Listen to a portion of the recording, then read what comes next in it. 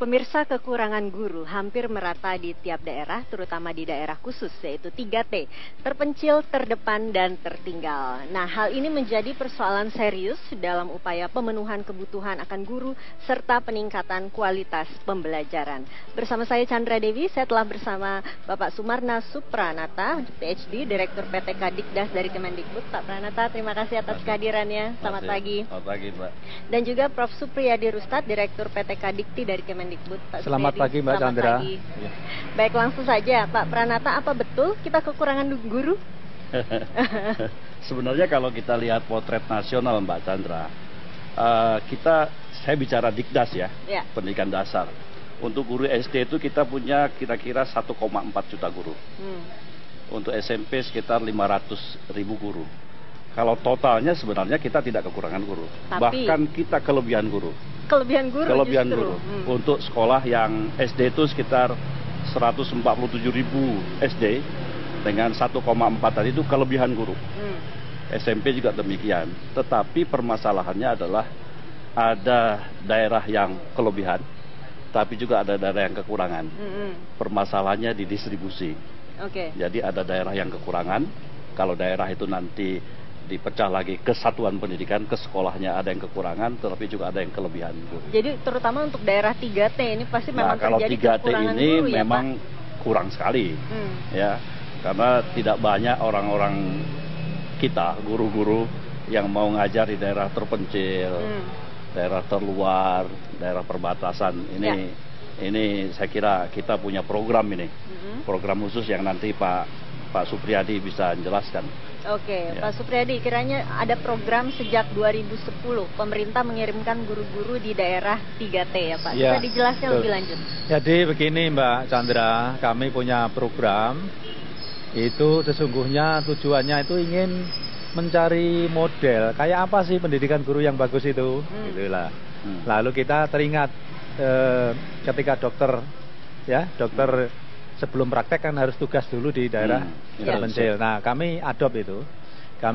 Kita pengen guru-guru kita ini hebat karakternya, punya kepribadian sosial, punya ketahanan malangan di daerah, tidak cengeng dan seterusnya.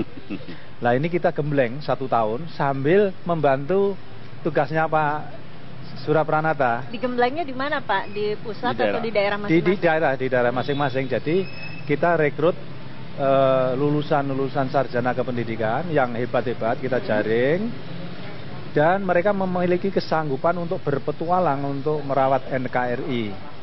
Kita tugaskan ke sana, kemudian setelah 1 tahun bertugas di sana, kita kasih beasiswa untuk pendidikan profesi guru. Jadi ini nanti tidak usah sertifikasi, begitu dia matang di lapangan 1 tahun, kita tarik, kita pendidikan di asrama. Itu 1 tahun maka dia sudah tersertifikasi. Selama ini sudah sejak 2010, betul ya Pak? Ya, 2011. 2011 mulai didistribusikannya ya. Sudah berapa kiranya jumlah guru yang sudah Jumlah yang angkatan pertama itu sekitar 2.400-an.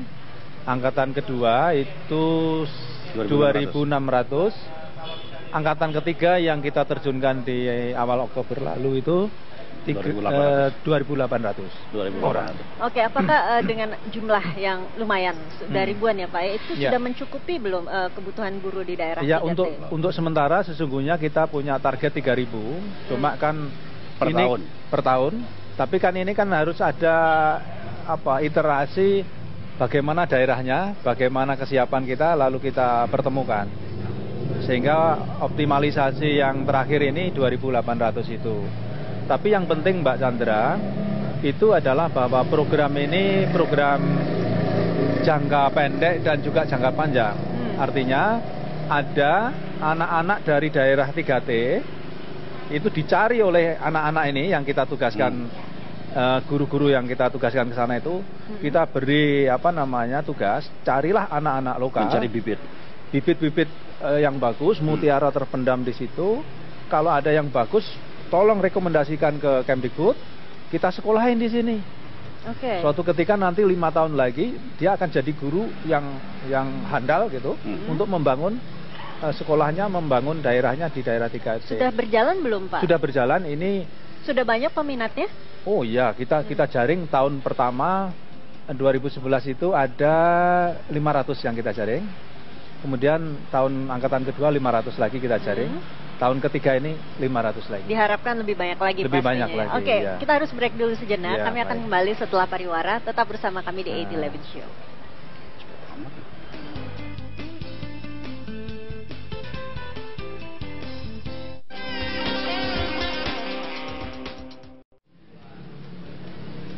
Terima kasih pemirsa, kembali bersama kami di 8-11 Show dan kami masih memperbincangkan topik seputar upaya mengurangi kekurangan guru di daerah khusus atau 3T.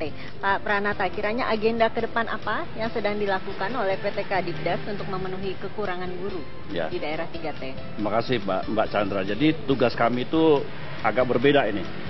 Kalau Pak Supriyadi tadi itu menyiapkan gurunya melalui program yang tadi disampaikan, kalau kita singkat itu SM3D, Sarjana Mengajar di Daerah Terpencil, Tertinggal, Mendidik. dan mendidik ya. Sarjana mendidik di daerah terpencil, terluar dan terdepan. Tadi beliau menyampaikan ada rekrut dari putra-putra daerah ya melalui programnya yang disebut dengan pendidikan profesi guru yang di daerah 3T.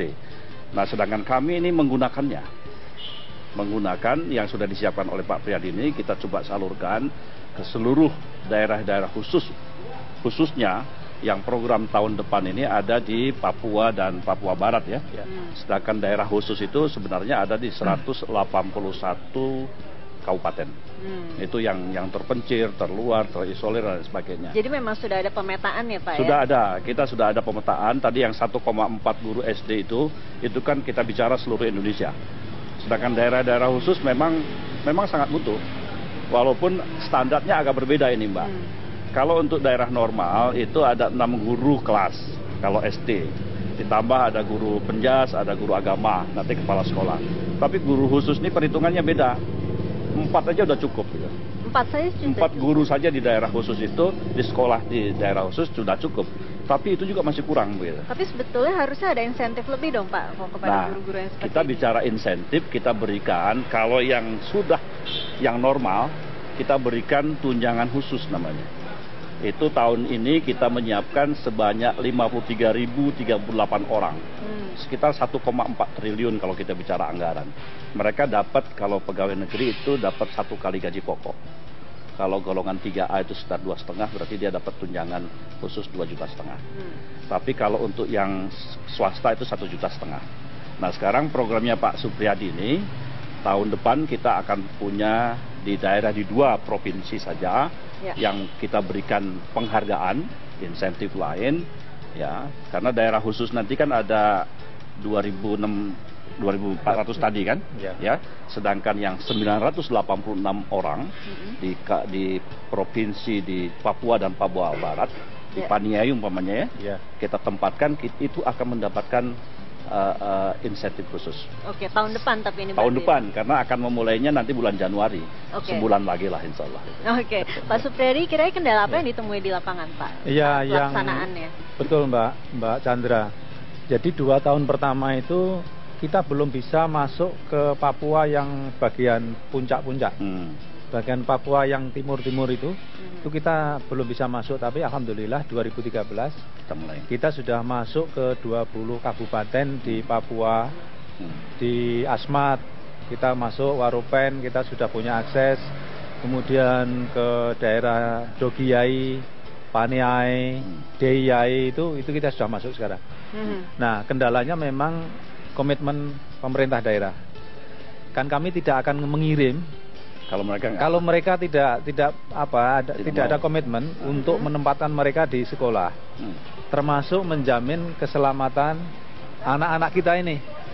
Ini kan anaknya orang nih, kan nggak mungkin kita tempatkan gitu-gitu saja. Ini harus ada komitmen dari pemerintah daerah yang akan melindungi mereka ketika mereka melaksanakan tugas. Yang selama ini terjadi bagaimana Pak? Masih kurang? Ya, artinya komunikasi, interaksi, kemudian membangun komitmen bersama itulah yang menjadi titik sentralnya sekarang ini. Kalau daerah-daerah lain di luar yang saya sebutkan tadi, itu sudah otomatis. Bahkan antara perguruan tinggi yang kita tugasi untuk menyelenggarakan SM3T itu dengan pemerintah daerah sudah begini. Kadang-kadang permintaan itu bisa langsung ke perguruan tinggi, nggak ke Jakarta lagi. Nah, tapi untuk daerah-daerah yang khusus tadi kita ekstra keras, kita undang ke Jakarta, kita pertemukan dengan perguruan tinggi, dan itu kendala yang kita hadapi saat ini. Kemudian kendala yang kedua, di daerah-daerah khusus itu harga akan mahal. Bensin itu 1 liter konon di daerah Tolikara itu kira-kira 50.000. Nah, akhirnya uang yang harusnya untuk insentif tadi kurang kalau untuk satu bulan, karena kita hanya bisa memberikan hanya 2,5 juta per bulan. Nah, lalu kami bicara dengan Pak Pranata, ada nggak uluran tangan dari Dikdas untuk mereka yang bertugas loh, ini bertugas mereka ini. Nah, ternyata disanggupi oleh Pak Pranata. Alhamdulillah, kami terima kasih ke Pak Pranata. Ini kasus anak-anak yang mengeluh sekarang ini sudah mengatakan ini dana insentif dari Dikti ini sebentar lagi akan habis gitu. Tapi alhamdulillah ini ada wise action dari Dikdas ini, kami mengucapkan. Jadi memang tidak bisa disamaratakan ya Pak ya, karena memang masing-masing lokasi itu berbeda kebutuhannya ya. Baik, kita kembali harus break sejenak. Kami akan kembali setelah pariwara berikut ini.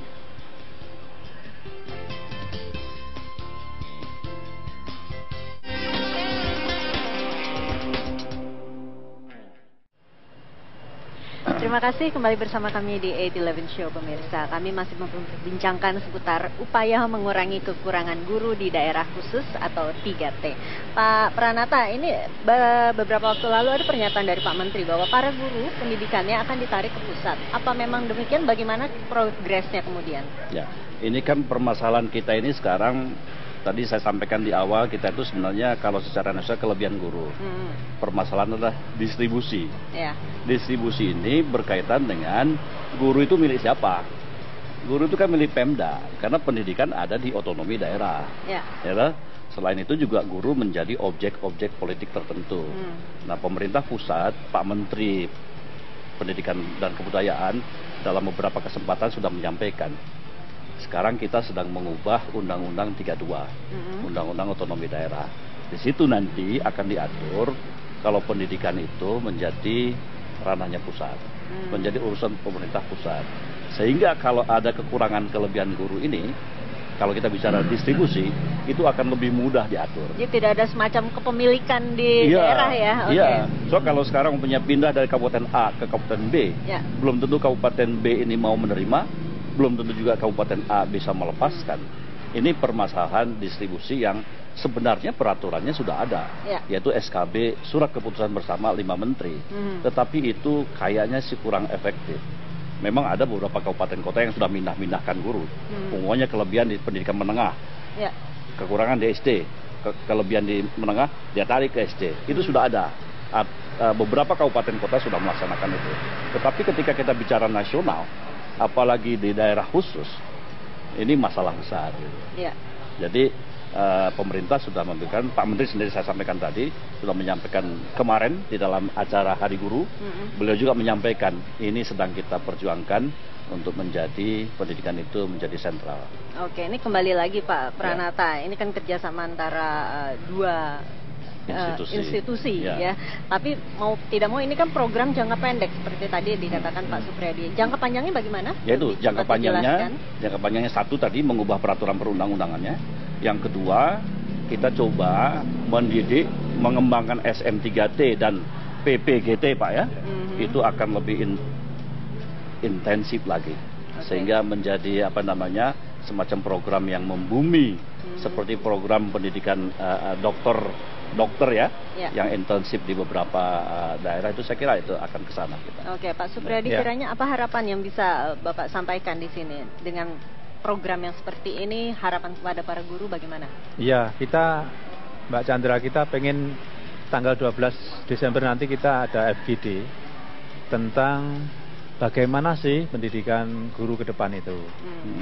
Nah, kita pengen memang best practices yang kita lakukan ini, kita evaluasi nih hasilnya. Bagaimana dampak dari program ini kepada daerah dan juga kepada diri guru-guru itu. Ini model terbaik kita. Jadi tahun depan kita akan bakukan ini sebagai standar atau bakuan dari pendidikan guru. bahwa nanti seorang guru itu nggak boleh dia menjadi guru atau bertugas jadi guru kalau tidak melewati program ini. Jadi dia harus punya pengabdian, kepekaan untuk membantu saudara-saudaranya dimanapun di Republik ini, supaya dia tumbuh nasionalismenya, ya, bagaimana merawat NKRI itu yang penting. Yang kedua, kita juga punya pandangan sekarang ini setelah kita evaluasi, yang model cross cultural lintas budaya ini lebih bagus daripada yang hanya satu budaya. Putra Jadi daerah putra daerah itu nggak terlalu bagus. Lebih bagus kalau ini cross cultural. Misalnya teman-teman kita yang dari NTT lalu ditempatkan di Kalimantan, itu bagus hasilnya. Sebaliknya dari Jawa ke Papua juga bagus. Kita juga mendambakan suatu ketika di DKI ini juga banyak guru-guru yang dari Papua daerah yang berambut keriting, kulit gelap. Justru lebih memperkaya kebudayaan kita ya, Pak ya. Betul. Oke, baik Bapak-bapak, terima kasih atas kehadirannya.